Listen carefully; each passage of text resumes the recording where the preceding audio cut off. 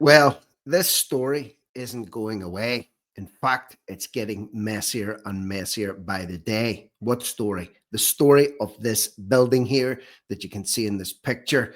It's an Ipas center in Drogheda. It was attacked last Friday, Friday being Halloween, and a fire was set in the hallway on the stairs, but we were told initially by the Justice Minister that a firework had been thrown in and caused the fire. That wasn't true.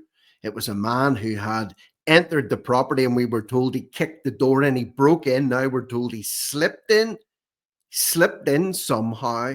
And of course, the left were in a frenzy. They were in a frenzy, blaming it on evil, wicked, far right extremists who were anti immigrant and anti this and anti that. Is that true?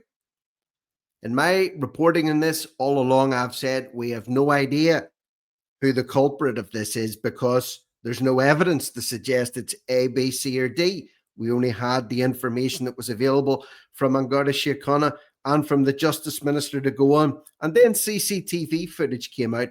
Now this has came out, and it's been told to the Dáil. Landlord linked to gang feud, being paid millions for asylum seeker accommodation in Drogheda. So that building that was set on fire maliciously, wickedly, and very, very mysteriously is owned by a landlord who is linked to a gang feud in Drogheda, and he's being paid millions by the Irish government, via the Irish taxpayers' pockets. Described as a rogue landlord? What, the government don't do any due diligence when they're letting buildings out to people? And I've also highlighted the very first time I looked at this, and I mean, like, all it took was a look at the photograph. Where's the fire exits? Where's the safety exits for the top floor? How come the only way in and out of this building in the top floor was the staircase that was set on fire? Now we're being told it's under investigation by the fire authorities. It doesn't need an investigation. I picked that up the first time I looked at a photograph of it. Never even been near the place or seen the building in real life. Doesn't take a genius to figure that one out. How did that get passed? Or was it passed? A rogue landlord linked to the Drogheda gang feud has been paid millions for providing asylum seeker accommodation, said the Dáil. So a rogue landlord? What do they mean by rogue landlord? What do they mean by rogue landlord? And this is the still photograph that many people were in horror when they saw. A man looks like he's holding that door open with one foot, the one that he supposedly kicked in, while he sets fire to the stairs. And now we're being told that he slipped in, and people are asking, how did he slip in? Because apparently the door has a keypad that only a resident or only someone, for example, the landlord, would know the code to. Very unusual that a man would just be able to randomly pick the numbers out and then just slip in and out of the property. I'm just going by what's being reported here. Sinn Féin TD for Louth Joanna Byrne made the claim under Dáil privilege, talking about this rogue landlord, talking about a fire which trapped an adult and 4 children, including a baby upstairs. It was deliberately started, we know that. 28 people were squeezed in there while the landlord was wringing them out for money. CCTV footage obtained by the Sunday Times showed a masked man pouring what looked like petrol on the stairs before lighting them, trapping people inside. A mysterious man. Fireworks were also thrown through a window. So this fireworks, this story stinks. And again, because, you have to put caveats in here. I condemn any violence against anybody in any way, shape, or form, especially if it's a house housing women and children and babies. But I'm telling you, this story stinks. 5 people were rescued. Some of the 28 residents of the centre were admitted to the hospital.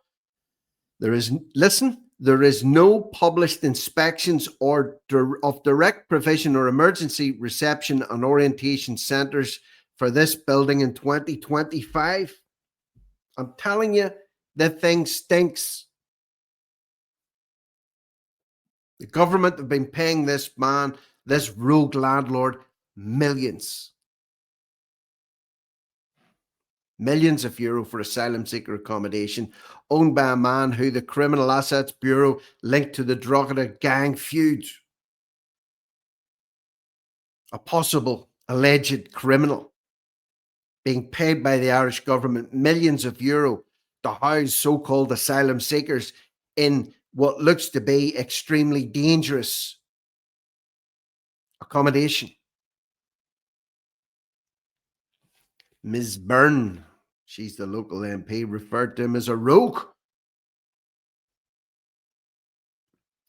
Recent media reports suggest that the owner of this company, Secure Accommodation Management, has been paid 10.2 million euro since it was set up in September 2022. Who needs crime? Who needs crime when you can be an Ipas landlord? Who needs to be a criminal these days? You just set up as an Ipas landlord. You'll make more money from the Irish government than you probably ever would doing crime. This is madness. Indeed, the Department of Children, Disability and Equality highlighted its huge profits for 2023. In response, Public Expenditure Minister Jack Chambers, Jack, he said he was appalled and shocked at what happened to Drogheda. What about the shock and horror and the revulsion over the fact that a potential rogue landlord has been paid millions, 10.2 million euro, to provide substandard accommodation for alleged asylum seekers? We all condemn it, he said. Labour leader Ivana Bakic earlier told the Dáil the attack was hideous. Wanted a safety audit on Ipas accommodation. Maybe you should start off by vetting the landlords, making sure they're not under criminal investigation. Then she bangs on about children and babies as if she gives a damn, which she doesn't. Allegedly. This new mouthpiece, Holly Kearns. One of the children sent a text to their mother which said, "The house is on fire, please answer." Where the hell was the mother? Apparently one of them was standing outside while the children were upstairs under threat of being roasted. This is what a terrified 12-year-old child texted to her mum on Friday. This is where anti-immigrant and racist rhetoric have led us, a violent attack on vulnerable people. Was it? Or was it something to do with illegal activity and an ongoing gang feud, effectively subsidized by the government? This is a disgusting mess. Disgusting mess. And then questions are being asked now. These questions are coming out. Questions that I raised last Friday as soon as I saw this story. And that's not because I'm smart. And it's not because I have any deep insights. Insights. It's called common sense. It's called critical thinking and using your skull, whatever few brain cells may be rattling around in them. If I can do it, anybody can. The attacker knew it was an easy target. Yeah, you might say the attacker had potentially inside knowledge. Somehow an intruder slipped into the building, but we were told they kicked the door in. Now they slipped in somehow past the keypad entry. They slipped in. They must have known it was an easy target. Who in their right mind would carry this out? Maybe question the landlord. Whoever did this, as one of my local TD said, is nothing but a monster. It's likely they were assisted by other people. Yeah, very likely. How did the perpetrator get into the building? That's a good question. How would they have known that keypad? If it's keypad entry, how would they have known that? How would they have had a key if they were just a random intruder? unless they were a resident or someone connected to a resident or someone connected to the landlord. You know, it's not Sherlock Holmes. It's not Columbo type material, this, is it? The Gardaí are trying to get to the bottom of it. Yeah, put the kettle on, lads. Put your feet up, have a donut, have a think about it. You know, anytime any of these crimes happen, feel free to give me a call just for my input. No problem. I'll give it to you straight. Oh, there's also questions about the suitability of the building to accommodate 28 people, but that is for the fire safety authorities in the Department of Justice to answer. The fact is there was no fire escape at the back of the building. That's the first thing I said. I've never been to Drogheda. I've never been to that building. I went through it once a few months ago. And as far as I know, it wasn't anywhere near this building. We were down near the Boyne. I looked at the photograph and I went, where's the fire escape? Why are the 28 people squeezed in there? Has there been a fire safety assessment done on this? It's the first thing I asked. Now here we have it, what, a week later? Coming up to a week later? Questions are being asked about the suitability. There was no fire escape. Where was the fire exit? We're going to have to leave it with the Department of Justice and the fire authorities. Are you? The whole issue of international protection and a new life in Ireland is a political minefield, and we're deeply divided about it.